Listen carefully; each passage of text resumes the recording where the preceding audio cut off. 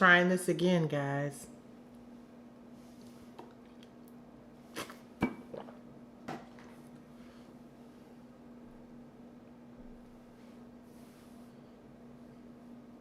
Hey, hey, hey. Hey, hey, hey. Trying this again. Can you guys hear me this time? Let's get the formalities out of the way. Hopefully you guys can hear me now. Hi everyone. Hey guys.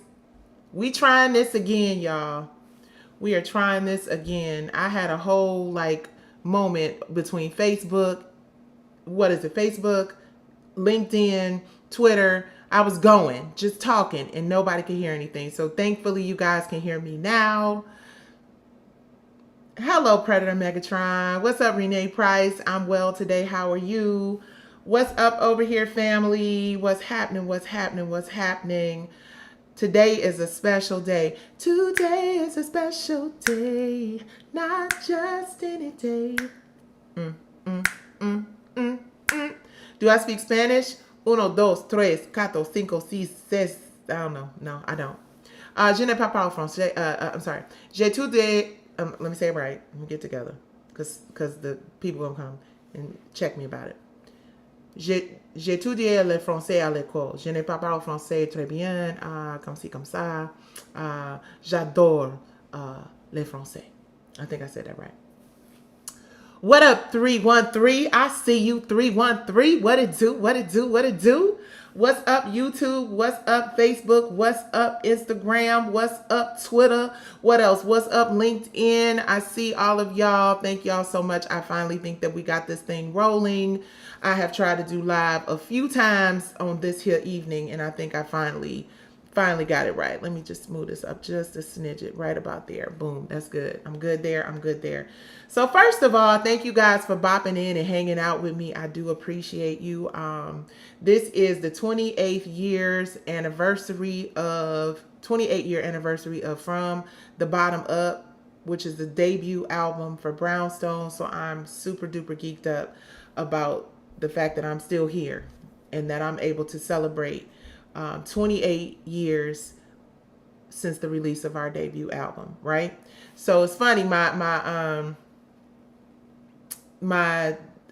trying to be cool about how transparent I get in this dialogue that I'm having with y'all, because when I start talking about too much real sugar honey iced tea, things start to happen and my reach is limited. So I'm going to try to keep it a little light and fluffy and talk about some of the lighter, fluffier things and save some of the deeper, more introspective stuff for when I feel like,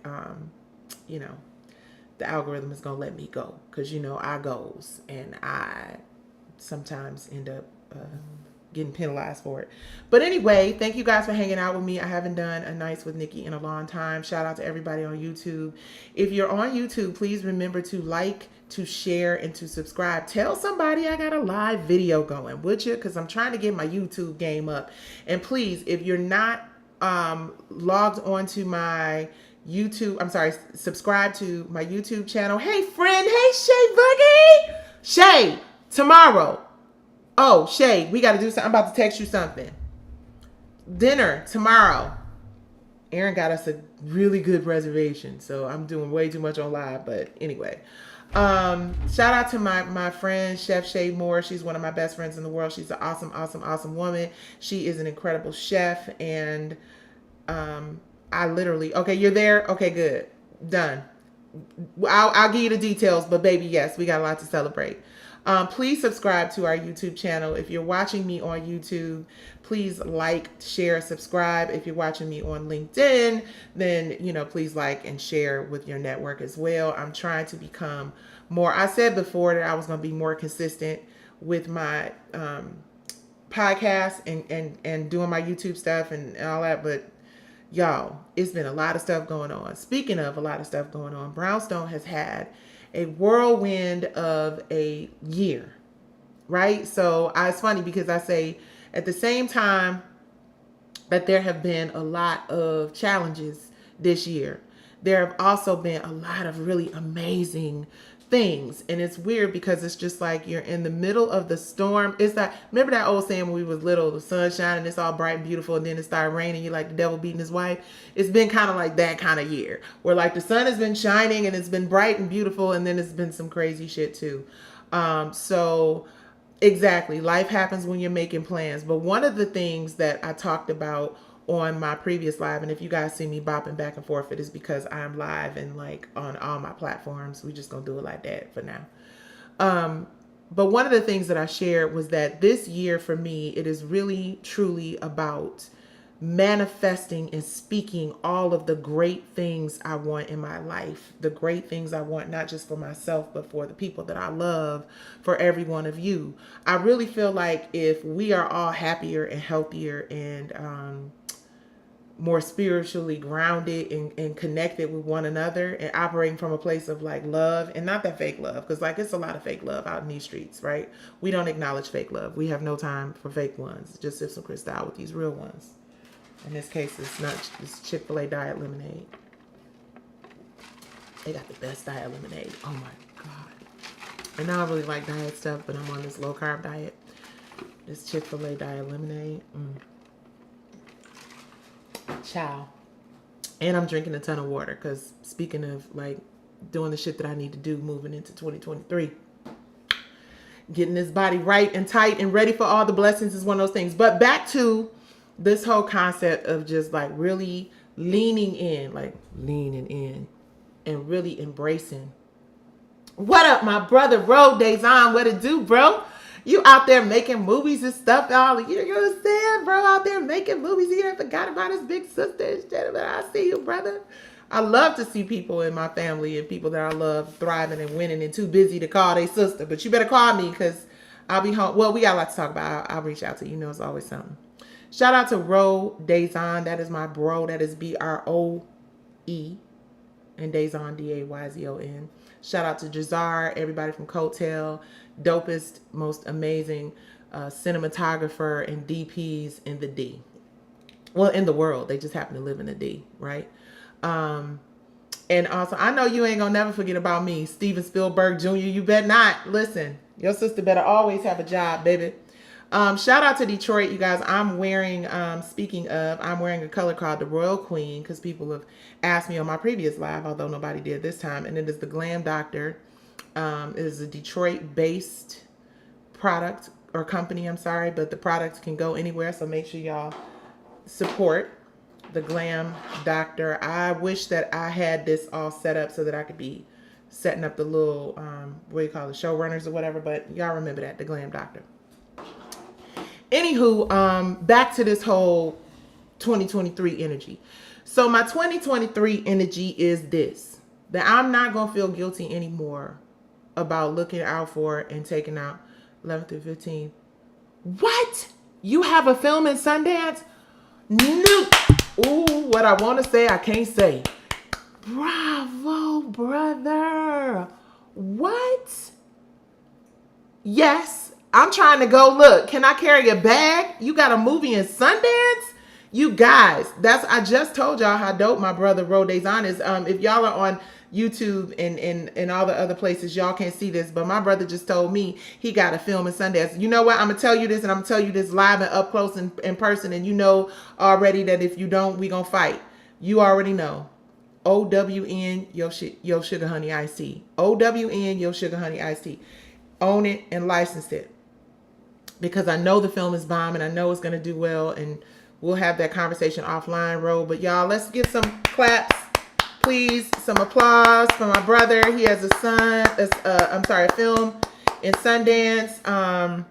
He is incredible. I met him many years ago. My sister Tisha, I think, is the person who introduced us. We worked on the film Social Conflict, my short film. If you haven't seen it, you need to see it. Ro is an amazing brother. With Kasim, wait, this isn't the one we did. No, this isn't the one we did. Bro, anyway, Kasim Bayer, who's also from Detroit, who is also from the D, who is incredible and lives there now. Of course I know him. We did postcard together, Ro. Of course. Yep, absolutely. Hi, Sire. I see you, baby. So shout out to Casa. Listen, you guys. I say this all the time. And people think that I'm just saying this just because I'm from Detroit. But the most talented, yes, show Ro Dazon some love, Kasim Bayer some love. Really talented, incredibly talented people from Detroit that I'm so proud to have worked on projects with. Off the chain. But anyway, back to this. This is the year. Oh, first of all, I was going to say this. Yes, I'm from Detroit. I'm always representing Detroit. I'm always, just like I'm always representing Sigma Gamma Rho Sorority Incorporated. Hello, Greater Women, Greater World. Y'all know what it is. When I love people, places, things, I represent. And it ain't a dollar attached to it. It's just I represent. But also, back to this Detroit thing, it is because we are great at what we do. My brother just told y'all, filming Sundance, going and making big moves. I say to anybody making content, whether it's a movie, music, whatever it is, own and license every opportunity that you get, right? I didn't know growing up in this business the importance of ownership. I had no idea what it would mean to actually own the intellectual properties that I create. It took a very, very smart and wealthy black man who, without putting his business in the street, helped develop one of the most successful people in this industry. And he said, own it. And it resonated with me because I didn't own R&B Divas. I didn't own R&B Divas, and that is why that show is not here anymore. I'm going on record and say that. If I had ownership in R&B Divas, it would still be here today. Because I didn't have ownership in it, and it just got completely thrown off the tracks, it's no longer here. But if I had the ownership in that franchise, as good as that franchise was, as much as people love that series, it would still be here today. So that was a very valuable lesson in ownership. And I take that into everything I do in my career, because without having ownership of the things that you create, you have no control over the outcome or the narrative. And obviously, the obvious is that God is in control of all of it, right? The obvious is that we don't control shit but our response and reactions to it. But if you own something that you created, you have an opportunity to have a stronger reaction, response, a more proactive response to adversity when you own something, right? So I encourage everybody who is developing content, everyone who's writing songs, everyone who is, because like I posted today on my live, 28 years since Brownstone, but we still owe the record label $1 million. And according to the music data service that reached out to us, we have sold 2.6 million copies of an album that sold for $10 a record. That's $26 million. So we owe 26 million plus the other, what is that? Almost $1,850,000, whatever it is. And our budget was like $250 for album one with a $50,000 advance, and $350 for album two with another $60,000. So if on the high end, which is, how wouldn't he say it? Show me the receipts, show me the receipts. But if on the high end, we spent $3 million, which I don't think we spent $3 million nowhere in 1990, because our budget, again, was $250,000. I don't think they let us spend 10, 15, 20 times our budget. Even on that end, it just feels like if we sold those records at $9, $10 a pop, that we should be fully recouped and benefiting from that.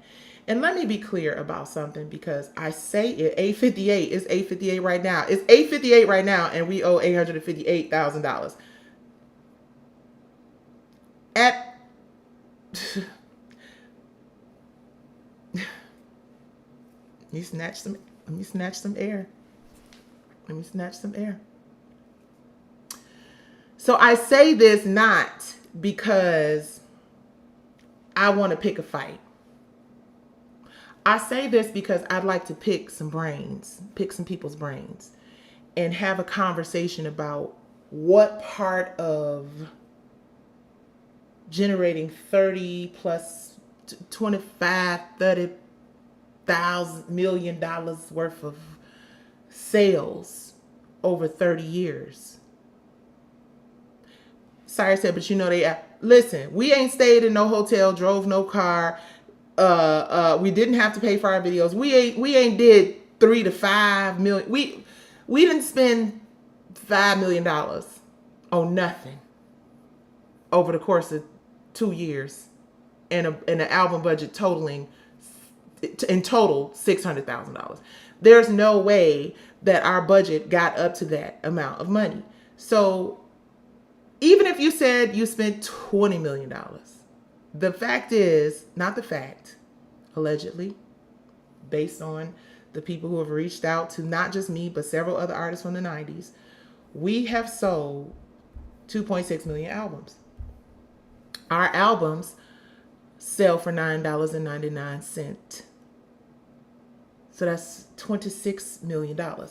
And when you add that with the $1 million we still owe, that is $26,858,000. And again, I don't say this to pick a fight. I say this because I'm curious. I'm curious about who thinks it is fair to have artists owing tens of millions of dollars without receipts to show where that money was spent.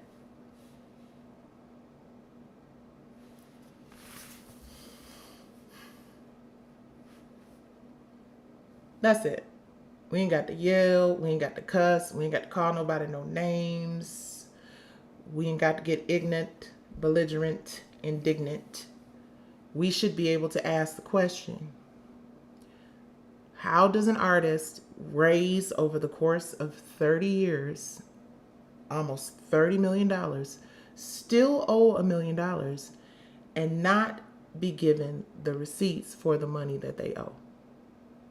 Because if you could show me $30 million of expenditures, then I would be the first person to get on a live and say, oh, they showed me $30 million worth of expenditures. Brownstone spent $30 million in 1994.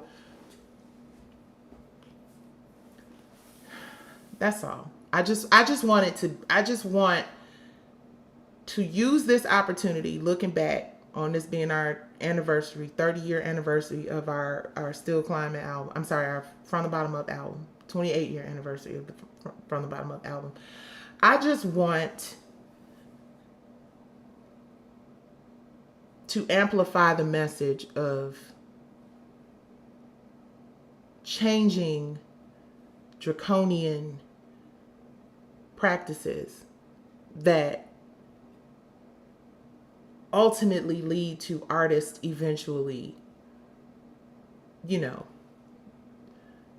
putting everybody on blast. Prince, Michael, everybody right now, everybody is like, what the hell happened? So instead of there always being a point where artists get fed up and they're just like, because I'm not going to do that, right? And at the end of the day, I accept that when I was 23 years old, I didn't listen to my father, and I didn't listen to my dad's advice, which was, let me look at your contract, because he had a contract he was trying to tell me, and I didn't listen. And I just knew I was going to sign this deal with Michael Jackson. So the bottom line is, yes, I was going to sign the deal with Michael Jackson irregardless. Don't y'all hate that word, irregardless? I was going to sign that deal regardless, because it was a record deal with Michael Jackson. And guess who was going to sign it? Her. Who's her? She. Who is she? We was going to sign that record deal no matter what it said. But it would have been nice. And let me say this too. Our record deal, for the deals that were given out at the time, I've said this before, it was on the slightly better end of the worst shit ever, right? Because there just were not a lot of people who explained what we were signing, what we were giving up. You know what I mean? And then when you get to the point where you 40, 50, 60, 70 years old and you really look back and you're like, wow, this is a business. And I've made this business $30 million. And I have given, Sire, I'm about to respond to what you just said. You guys on my Instagram, my friend Sire Leo Lamar, who's incredibly smart, just pulled up a great point, which is what I'm about to get into with this El DeBarge thing. It's all connected, right? It'd be long-winded, but there's some good points in there. Y'all get them. But you just want to understand how we can evolve and feel like artists who really just want to give people our best. We really want to give y'all our best, right? When we get on stage, I said this on my earlier live, when we get on stage, we're not getting on stage like, in a shitty mood. Well, some people do. I don't. And the good ones is, like I said, been around forever, gonna be around forever. We get out there, we want to give y'all the best we got. We want to really put on a great show. We want you guys to feel good. We want the music to connect with y'all. We want to spread love, and we want to give you our gifts. All we ask in return is that we get paid what we deserve, right? And what we deserve, a lot of people, seem to believe that, a lot of artists seem to believe that we're not getting what we deserve. And the reason we feel like we're not getting what we deserve is just like I said. I have been working for a company. Brownstone has been working for a company for almost 30 years as we celebrate 28 years. Okay, you're going to come back? Okay, but I'm still going to talk about your point because it's a very important point, Sire. But Brownstone has been working for a company. Kiss that baby for me. I'm sorry, baby. Brownstone has been working for a record company for a long time, and we've been making the money for a long time. And let me be clear. There have been some strides made. There have been some positive things happening with this Artist Legacy program. I think it is dope. I'm excited that, certain labels are definitely trying to help us out and give us more access to our streaming, which, again, as I've mentioned before, I don't ever recall seeing the word streaming in a contract. So that was kind of a no-brainer. I think the next step is that all of this debt that we have, that we get receipts that support the numbers, that we get some supporting documents that say, yeah, you owe us $26,858,000.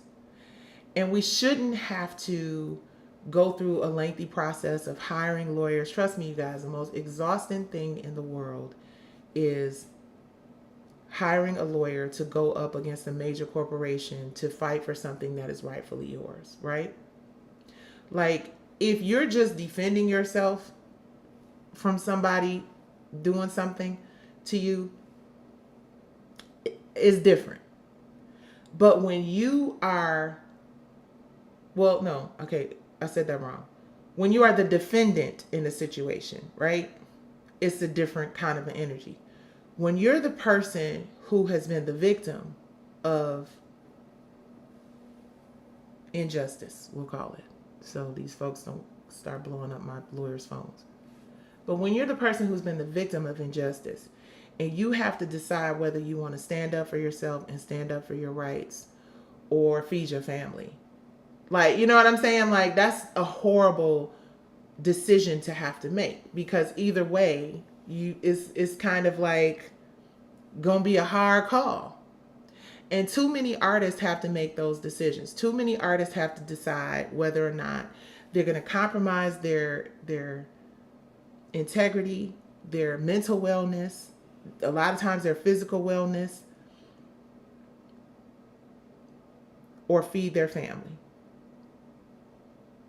Because most of what is available to most creatives these days is some old bottom dwelling, low frequency negative energy, toxic drama, traumatainment, BS that most people don't even want to take part in, but don't have a choice, because that is what, unfortunately, this industry has been built upon at this point. It was not what it has been built upon. It is what it has become, because it was really built on real talent. Like back in the day, people really put effort into being really incredibly talented people, and they put the work in. Now it's just, how much trauma can you give me? How much drama can you give me? How many sound bites can I get? How destructive is this going to be for this person's life? And it's just really sad, because now it's so triggering to our community that our community has now just accepted that that's just what the entertainment industry is, and that's what it's going to be.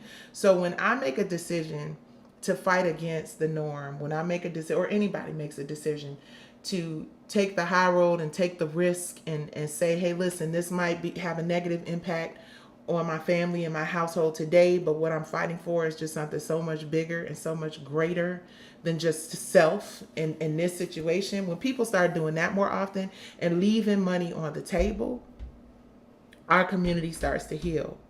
Our community starts to thrive, right? And when our community starts to thrive, people's mental wellness, physical wellness, every aspect of wellness is amplified when you really have an opportunity to thrive, not just exist, not just make money, not just be popular, not just be famous, but to actually thrive and to pass that good energy and that thriving, successful manifestation energy on to other people in our community. That's the magic of Black people.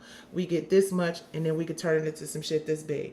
Like, really, it's just amazing how we really have the ability to do it. Problem is that we are so caught up in trauma, and we have been conditioned to believe that that is all that we deserve and all that will ever be served. And until we start changing that perspective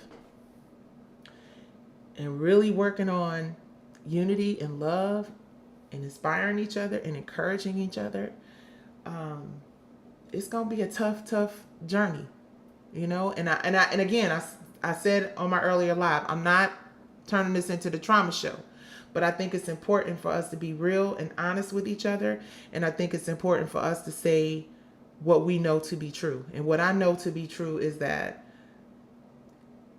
if you stand up and fight for better, whatever that looks like in your space, in your world, if you stand up and you fight for greater, you fight for better, you fight for something greater and better than yourself, you encourage other people to do it, it becomes a domino effect, and we start to get out of this incredible mess that we are in, because we are in a very toxic place as a community. Every time you turn on the television, every time you turn on your phone, anytime you get in social media, like, it's like with YouTube now, it's like, I used to really enjoy YouTube. I probably shouldn't be talking that bad about YouTube because I'm on YouTube. And that's the other thing. It's like, freedom of speech is the whole thing. Like, is it really free? It'll cost you some followers, and it'll definitely cost you some money if you say the wrong thing, even if you really believe that thing. If you say it and somebody else doesn't believe it or agree with it, it could cost you. And I think we just have to get back to the place of being okay with that. Being okay with paying the price to be authentic and honest and real. And I think we have to stop confusing honesty and keeping it real with being angry and being hostile and disrespectful.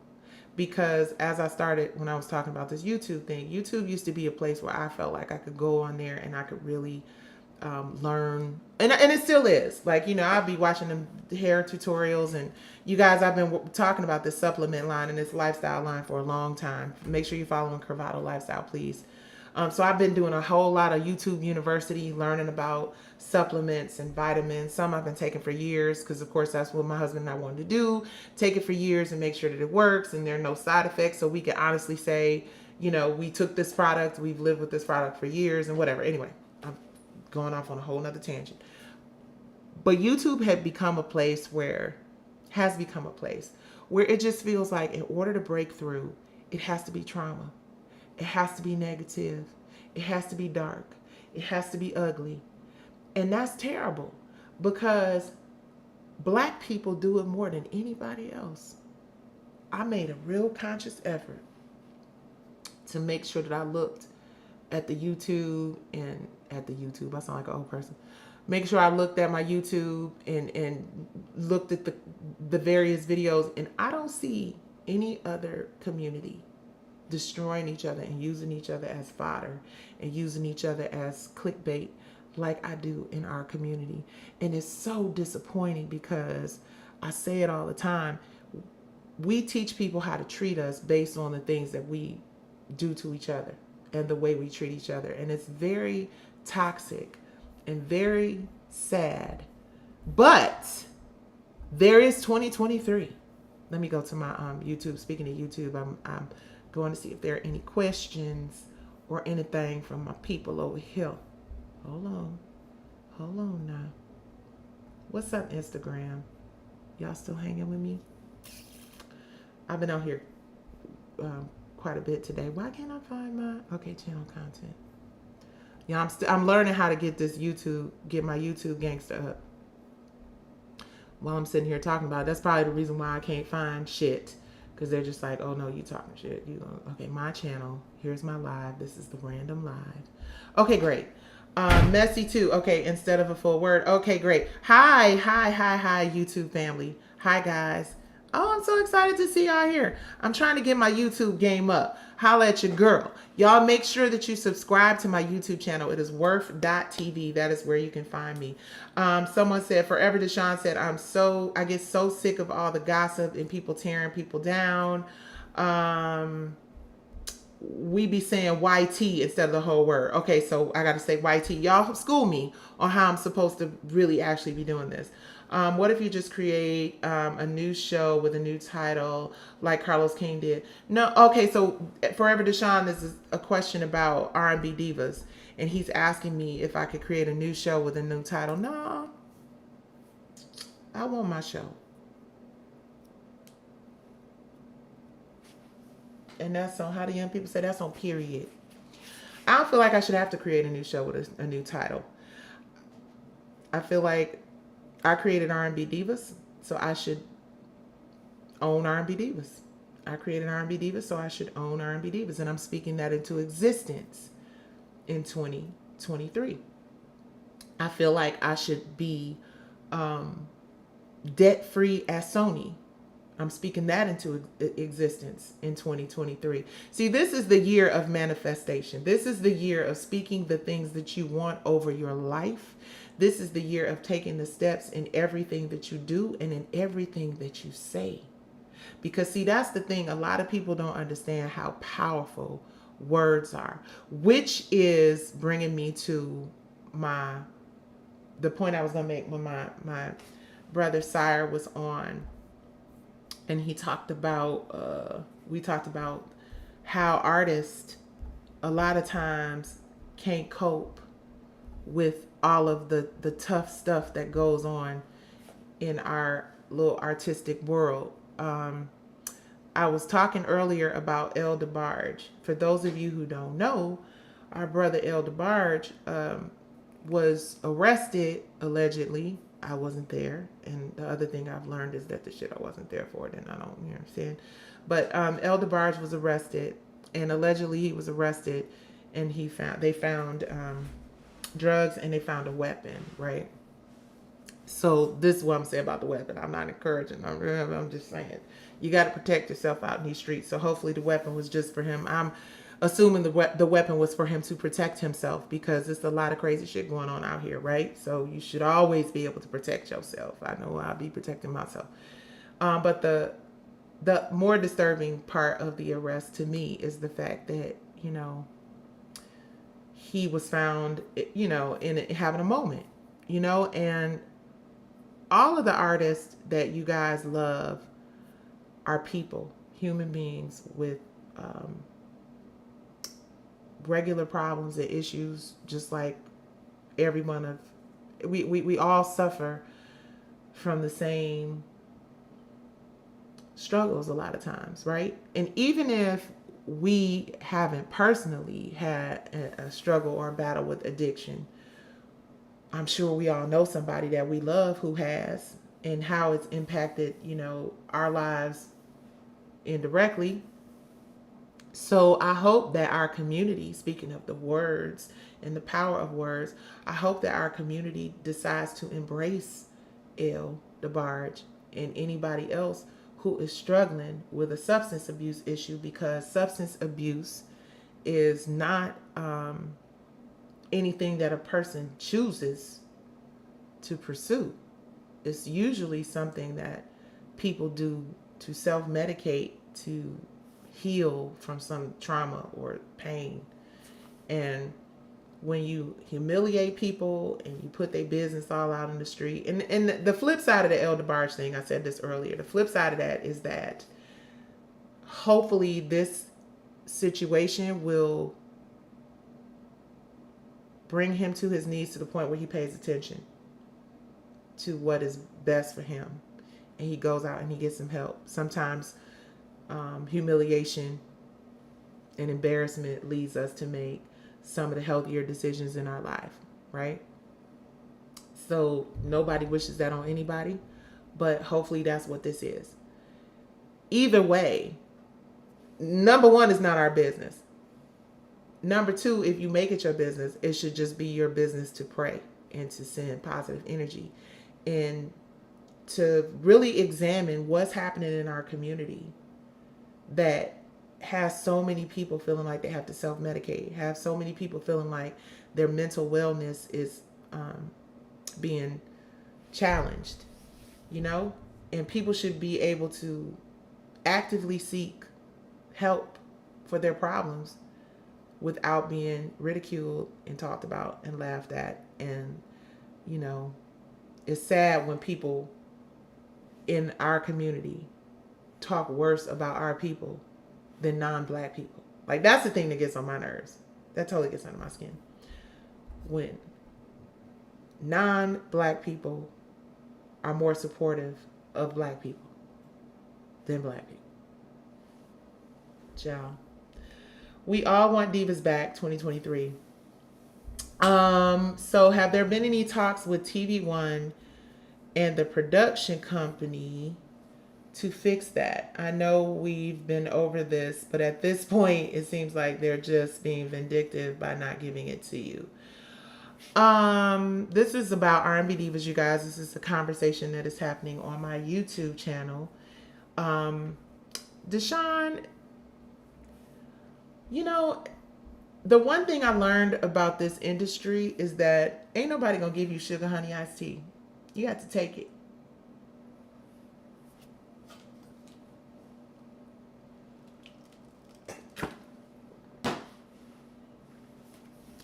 Ain't nobody giving you sugar honey iced tea.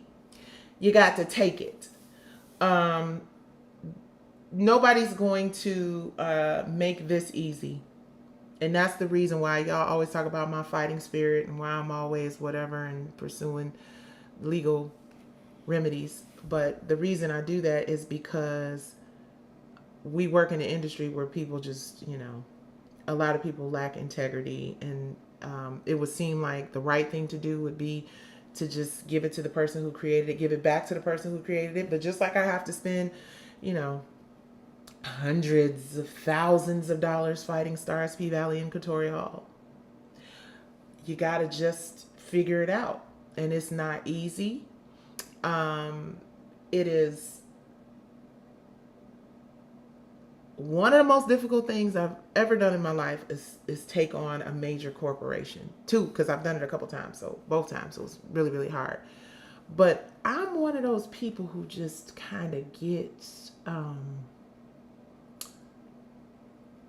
I get a little bit of a thrill from a challenge.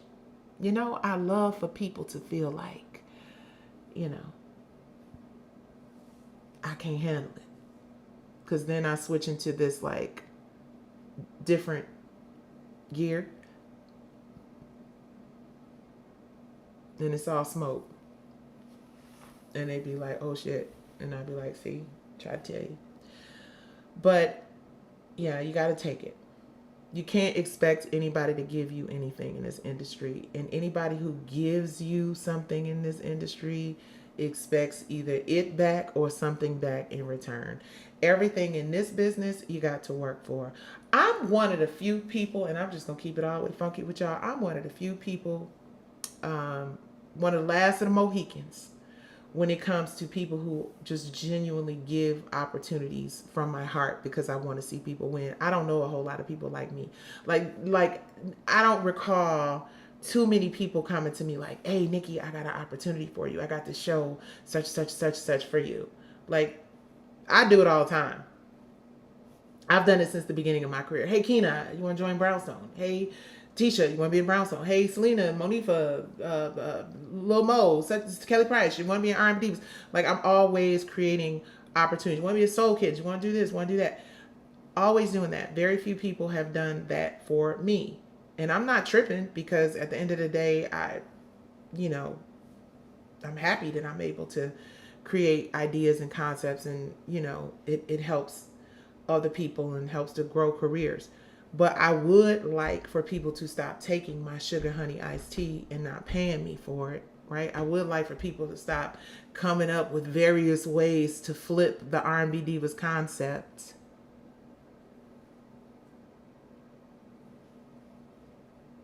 Calling them other show. Like, we went from, oh, let's create a show. Let's call it Hollywood Divas. Oh, let's create a show. Let's call it Encore. Okay. No, I don't have a license on all shows for retired singers that want to rebuild their careers, but let's give it some authentic spin. Or retired performers, because we pitched Hollywood Divas in this when I went in and had a whole conversation about season 2 R&B Divas. But that's all for that's all for hold on guys. There we go, we back. That is all for the book and the docu. You guys will catch all of that there. So yeah, I definitely want to do more in the space of television and film production, but everything I do has to be centered in ownership. Period. I'm not doing anything that I'm not a partner, co-owner, equity receiving member of the whatever the content is. And anybody out here who's doing stuff that you don't have some kind of equitable piece of, you should work hard to try to get it. Because equity and ownership and content is everything. That is generational wealth. That is generational wellness. That is the thing that ultimately leads you to a more successful, fulfilled life. And we were talking about earlier about the fact that money doesn't make a person happy.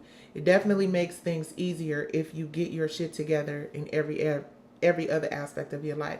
And I'm grateful that God has brought me through the storm of the last few years and really tested my gangsta, because I'm telling you right now, there were days in 2022, in 2021, in 2020, in 2019, which is the year my mother died, all the way back to 2015 when Maxie died. There were days when I was just like, Lord, I do not know why I got to go through all of this.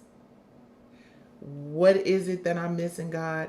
What did I do wrong? I tried to help people, tried to live right, and every time I asked that question, shortly after, not long after, God showed me something that made me go, oh, that's why that's why. Oh, I thought that was a punishment, but actually you were saving me from some bull. You know what I'm saying? So even looking at this litigation, and another one that unfortunately I have to file against somebody else, and I'm sick about it because now I'm going to be in the middle of, well, okay, that was TMI. Anyway, big hugs, Tam High. But looking at this, I now going into this new year have a different perspective on it. I now see God brought me to this for a very important reason. And the way that it is going to impact, my battery is about to die. The way that it is going to impact other creatives, the resources that we'll have access to build opportunities for other creatives as a result of this whole thing that we about to win behind us. Because it's already behind me. I've already put it back there. Because it's done. I have claimed it in the name of the Almighty. I have absolutely zero doubt. I don't care how long it takes. I don't care if this patch of gray is down here. We are winning because we are rooted in truth and honesty. And what's right is right. What's right is right, baby. What up, Detroit? So I'm not going to be on here all night as much as I want to hang out with y'all all night. Does anybody have, let me look at my YouTube, you guys. Get my YouTube questions, baby. You're that family member I need to call when they aren't making money. Right, absolutely. We all want R&B Divas back. Do y'all want R&B Divas back? Give me some hands and some hearts and whatever it is that y'all do. Please like this video. Please share this video. Please make sure that you hit subscribe to my YouTube channel. I'm gonna have to get hold on, IG. I think I can plug it in. Uh-oh. Let's see if they let me plug it in without this thing going crazy. Oh, I think the thing gonna go crazy. I think it's going crazy, guys. Oh shit, it's going crazy. Okay, let me see. Okay, those are hearts for R&B Divas. Oh shit. Okay, hold on. This thing is going crazy. Hold on, guys. I'm trying to keep my Instagram people. Okay, let me just unplug it. Shit. Hold on, people. It's a gimbal, y'all, and it's just, oh, that's funny. Oh, shit. Oh, shit, that's funny. Hold on. I'm about to fall and everything. Hold on. Bear with me, you guys. All right. It's a gimbal, and it's just not working. Y'all, come over to YouTube. That's all I can say. Come over to YouTube. Love y'all. Okay, YouTube, stay where you at. Hold on. Hold on, YouTube. And Facebook.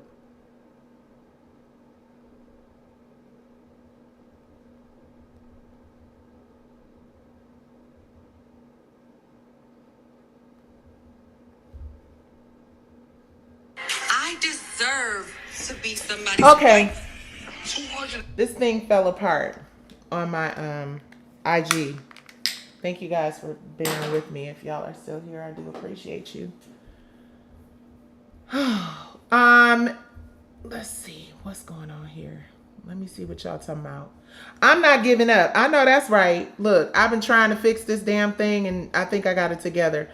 Deshaun, I'm trying really hard to give R&B Divas fans this show that they absolutely, I know y'all love, and I know you guys want it back, and I hope that there is a way that we can get it back to you all, but you know, it has to be ownership based for me. I'm not doing anything that I have any ownership in, and that's just because, you know, we're talking about people's lives, you guys. We're talking about people's livelihoods. We're talking about, you know, people's families, and it's just, you know, you can't put that in the hands of people who don't know our struggle and who don't care no more. So we're not finna do that no more. We did that already, and that was, you know, a ride. We learned a lot, but what we learned that was most important is that we got to have ownership of it. And I'm really excited about the music, you guys. I'm really focused on Brownstone and this new iteration of Brownstone. Listen, when I tell y'all, so we recorded tonight, which is the whole reason why I was motivated to get on live. And tomorrow I'm actually going to interview Aaron and Alexis, who are Aaron's been with us for 4 years, but Alexis just joined us, and Alexis is Aaron's sister. So we recorded our first single together as Aaron, Nikki, and Alexis. And y'all, I'm so geeked. When I tell you this record, first of all, it is a cover. We did a cover. I don't even want to tell y'all the title because it's coming tomorrow. I think it's coming tomorrow. We're going to find out if it's coming tomorrow, whether the final mix is done. We had to go and change a few things or whatever. But this new version of Brownstone, this new iteration of Brownstone is so good because it is Aaron and Alexis are sisters, biological sisters, so they sound a lot alike. So we get that blend and that harmony, which is dope. And we've been capturing a lot of this journey. And that's the thing about R&B Divas that I miss. And I wish that we, had the show for that reason. Because when we were working on a project and we were working on the music, although I wasn't as into music when the show was out in season 1 and 2. Got more into it in season 2 because then that was the whole, trying to redo the Brownstone thing or whatever. But that's the part about R&B Divas that I missed. That's the part I would love to be able to, if there was a show, I would love for it to be more centered around music and preserving R&B because it's important, in my opinion, for us to preserve. I was listening to Shaka Khan on Sirius XM, and she talked about how important it was for artists of today to really carry the torch for R&B music. And she said that to us when we did R&B Divas and we performed in a tribute to her. She said that to us, and she said it again. And I felt like we let her down. I felt like we let her down. I felt like we let a lot of our legacy artists that came before us down because we allowed people who didn't have our best interest and didn't care as much about the sisterhood to destroy a really good thing. And I wish that we had the wherewithal and the desire to repair those relationships and really make it a better franchise.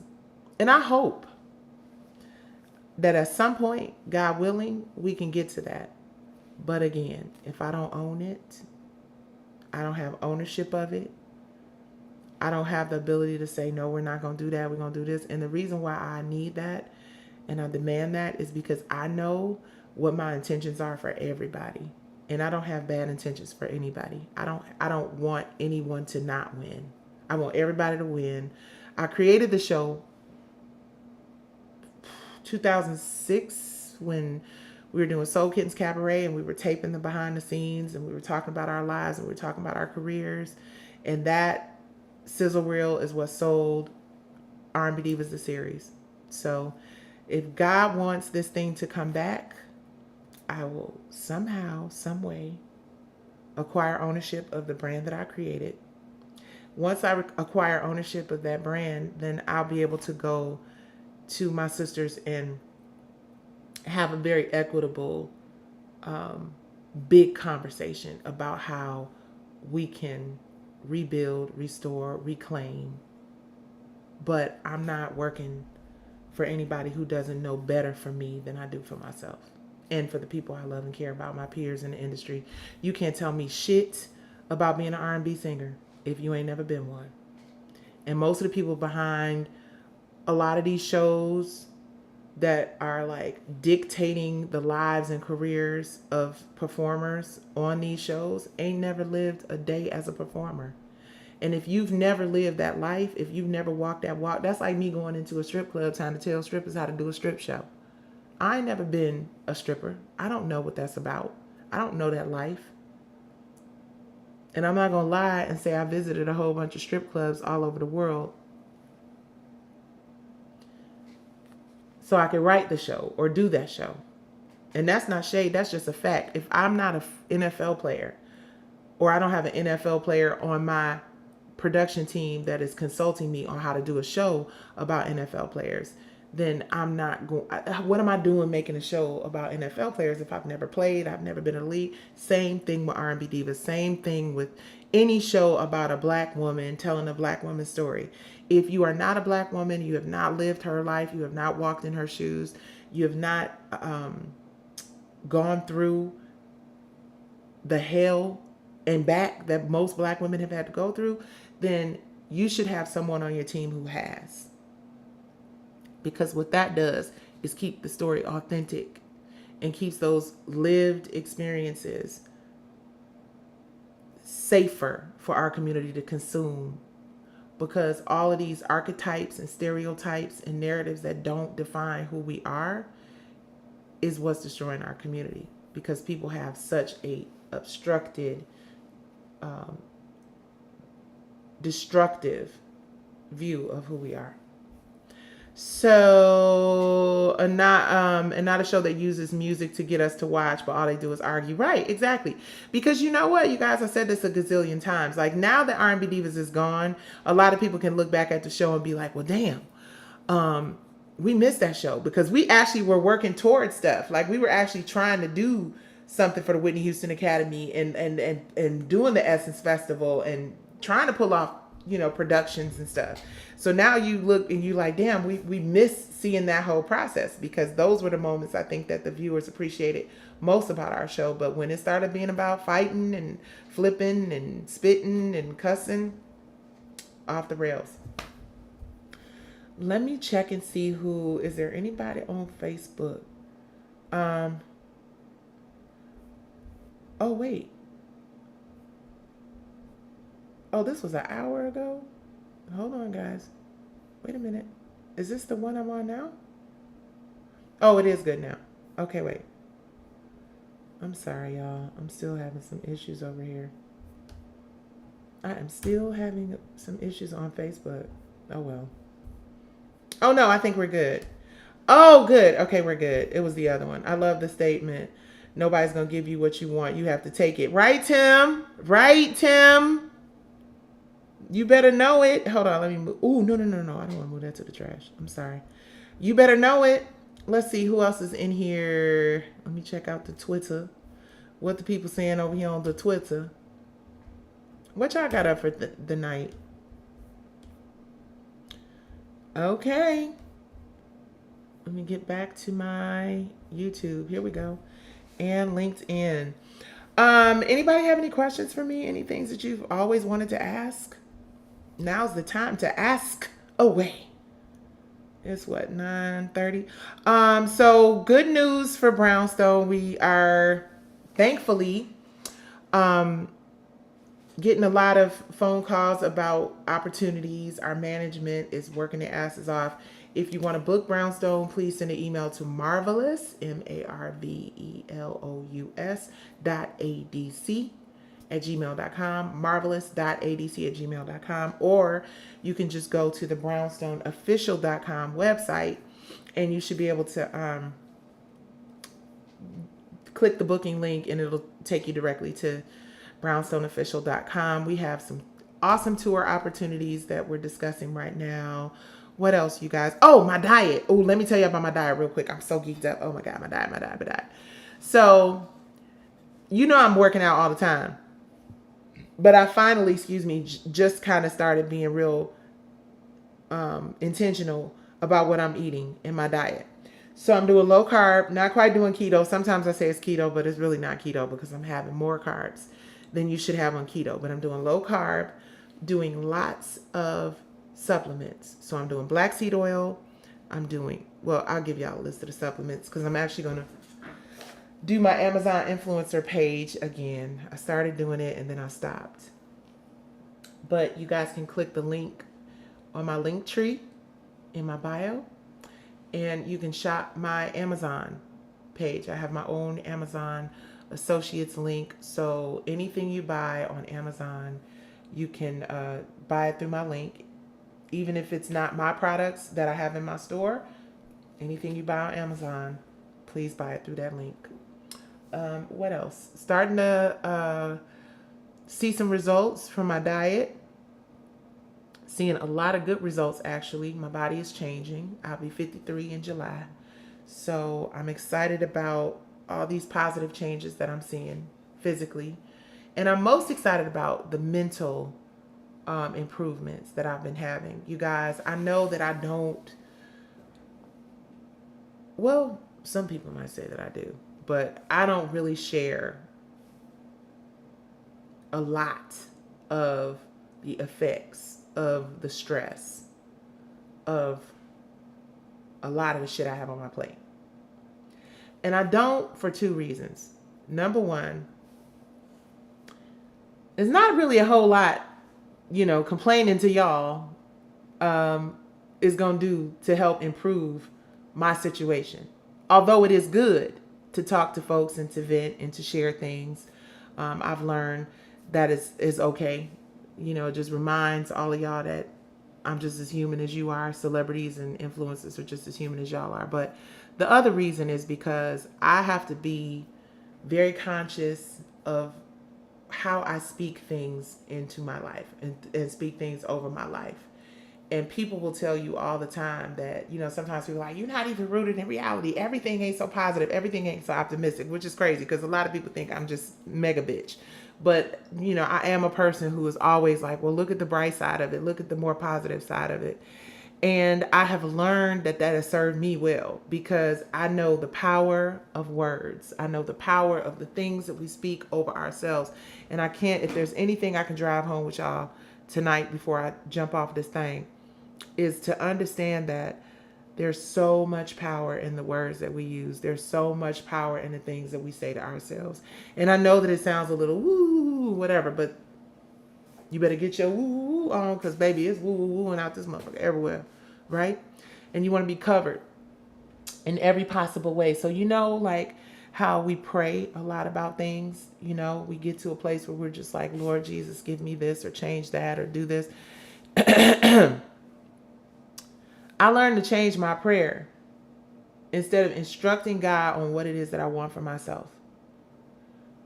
I always ask God to give me what God feels that I need or deserve in that moment, even if it is uncomfortable, even if it is something that is a challenge, even if it is a task. And I look at challenges in my life the same way I look at working out in the gym. When I get up off my ass and I go to the gym and I work out and I work up a sweat, it is not pleasant to be huffing and puffing and sweating and heart beating fast and, oh God, I got 20 more minutes. That shit is not pleasant. Like, it's become more pleasant for me now because I know what it's doing in the process and I can visualize the process. But when you first start the process of working out, it's pain. And as you get even more conditioned and in better shape, it becomes even more painful.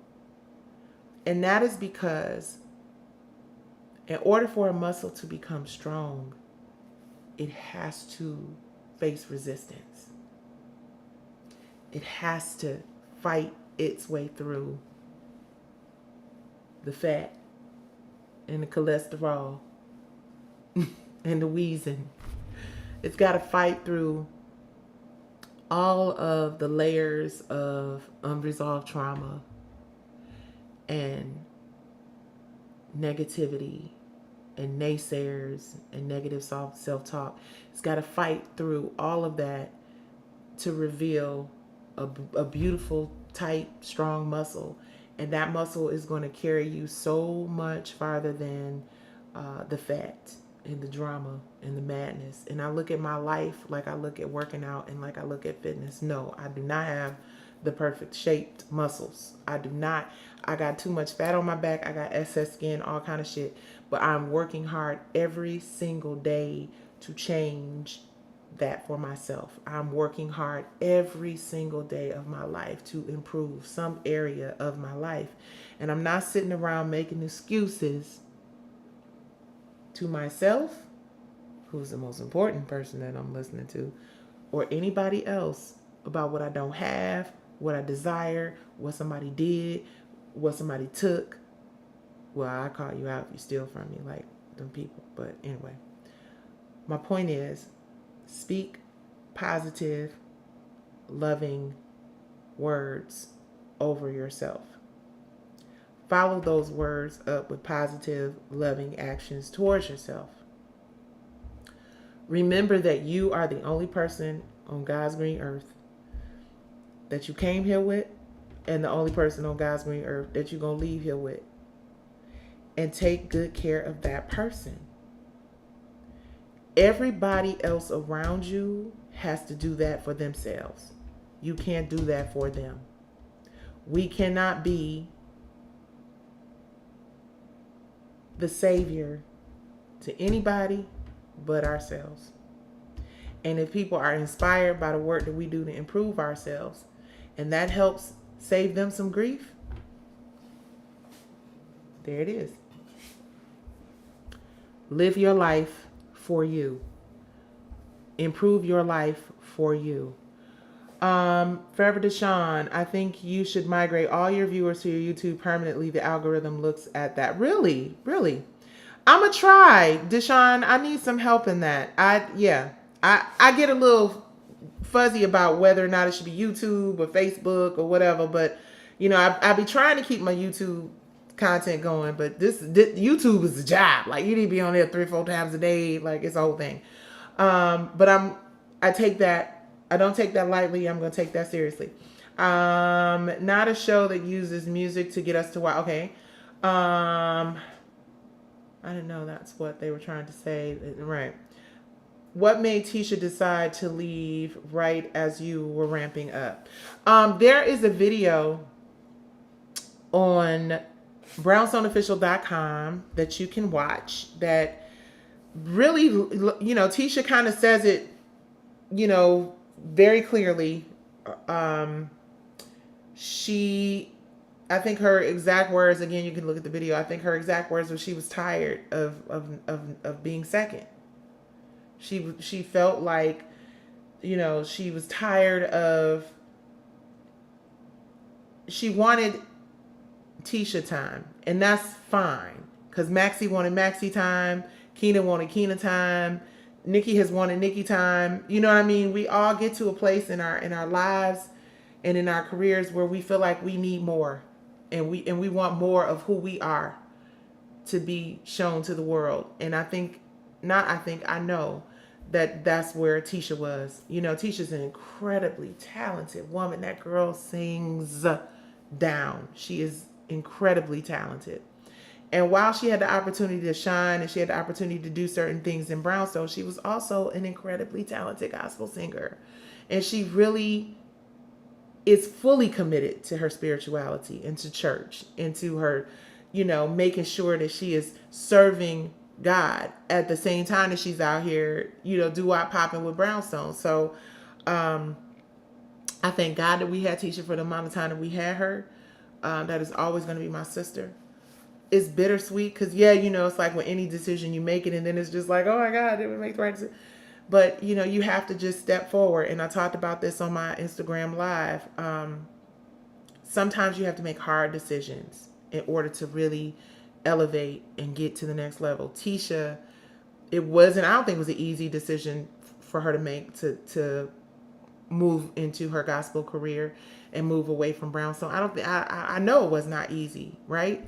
A lot of things to consider, how it would affect me and I don't ever want anybody to feel guilty about hurting my feelings or considering that, it has been a journey. It's been a ride. So I was like, listen, I support you 100%. I know that this is a hard decision. We're going to be okay. It was crazy because Alexis was just available because she had been on tour with Kanye. And then whatever happened with Kanye, she wasn't on tour with Kanye at the same time that it was like, oh, we need somebody.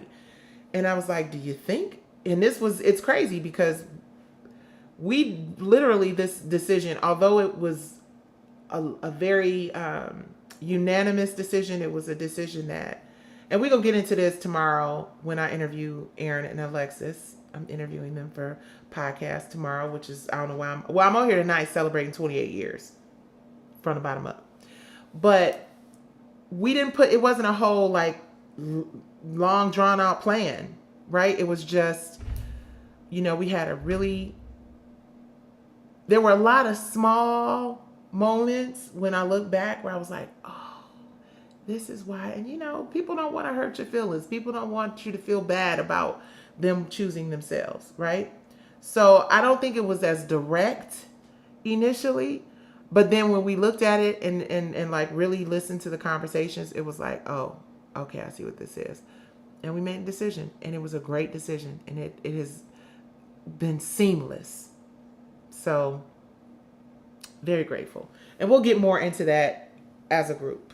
But it was great. No tension, no stress. Obviously, yes, there are times when we all make decisions and we look back and we're just like, oh, shoot, was that the right decision? But this right here was the right decision. It was God. God was all over it. And everybody landed on their feet. And we're all going to be very successful. Tisha's going to be very successful in her gospel career and what she's pursuing. Brownstone's going to be very successful in pursuing this new album, Legendary Covers, which I'm so excited about. And we got some stuff for y'all. That's it. We got some stuff for y'all. So I'm going to use this studio a little more often. You guys got more of a bird's eye view because I'm using my laptop computer. What y'all think? My husband painted these pictures. Diana. I will tell you that our cover that we finished recording in the studio today is a Diana Ross cover. I will tell you that. And then Bob Marley. So I guess, I see. I guess my Instagram family is asleep. No, they ain't asleep. Let's see. Let me see if there are any questions or comments over here on Facebook. I love that show. It was real. Even the fighting, I think it could have been handled another way, but I loved it nevertheless. You really appear to love each other. We appreciate that because I have sisters and yeah, absolutely. Hey, sister. Hi, Haven. Yes, Daddy is guiding me indeed. And don't forget, it's right, sister. Yeah, it's a whole lot of show concepts still going on up in these streets, but that's okay because we gonna fight it. We gonna fight it. Okay, guys. Well, I guess I'm gonna go on ahead and let y'all go. I just want to spend a little bit of time and share some thoughts. And tomorrow I'm gonna go live again. I'll be live with Aaron and Alexis. And you guys, I want to take this opportunity to say, all my prayer warriors, please pray for my cousin. Her name is Karen. And she needs prayer. So you guys, please pray for her. She is going through a valley right now. And I love you so much, cousin. Love you. Trying to get there to see you. But pray because, we got family that's, struggling, you guys, with health and all sorts of issues. So just continue to pray for everyone. Be easy with everyone. Pray for Elle DeBarge. Be easy with your celebrities. This was fun. I hope you guys enjoyed this live. Make sure you like, make sure you subscribe, make sure you go to brownstoneofficial.com and support Brownstone. And make sure you go get you some Diet Lemonade from Chick-fil-A. Because it's bomb. But make sure they put a lot of ice in there. Because they filled my cup up with ice and it's still sweet. But I like it because it's no sugar. All right.